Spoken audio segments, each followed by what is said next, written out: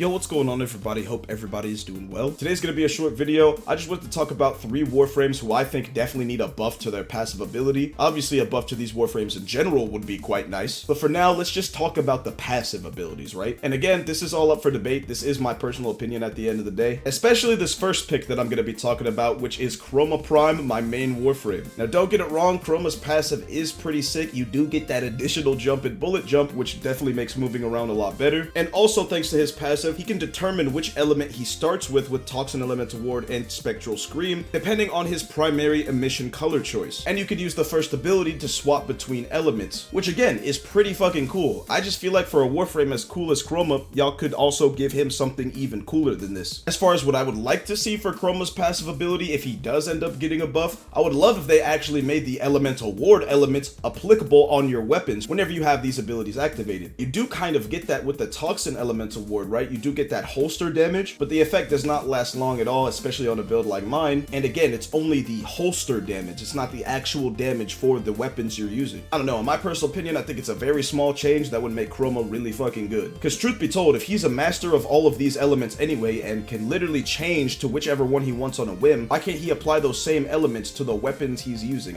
I don't know, it just doesn't make sense to me. Maybe that's me being a little bit biased because I'm a Chroma main. Regardless, like I said, this is up for debate, so it is what it is. The next Warframe I'm going to be talking about is Rhino, because let's talk about this. Emits a shockwave dealing 100 damage after landing from a great height.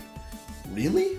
That's it? I mean, don't get it wrong, you do get the impact damage as well as the knockdown, and it can stack with heavy impact, but in my personal opinion, it's just not good enough for a Warframe that's as badass as Rhino. To be honest with you, I really like the idea of Rhino making a shockwave after he lands from a certain height. I just wish the shockwave was better, to be honest with you. I mean, he's Rhino, you know what I'm saying? I feel like they should turn his passive into a mini Rhino Stomp, or have his passive make Rhino Stomp even better. I just feel like falling and doing 100 damage with your passive is kind of shitty. I mean, even if you do get the knockdown, it's just not enough in my opinion. But maybe if they gave this passive an effect kind of like Rhino Stomp, but a little bit less obviously, not to replace the ability, or if they made his passive make the ability even stronger, I think that'd be pretty cool. And lastly, one of the absolute worst Warframes in the game in terms of DPS with his abilities, we got Loki. Now I'm not gonna sit here and act like Loki is not my go-to for spy missions. For spy missions, oh, he is that guy. But for damage with Loki, no, absolutely not. And his passive, I'm gonna be honest with you, his passive is really dog shit. Able to hang from walls 10 times longer than normal means you can sit there on a wall for 60 seconds, which as you can see is 10 times longer than any other Warframe, but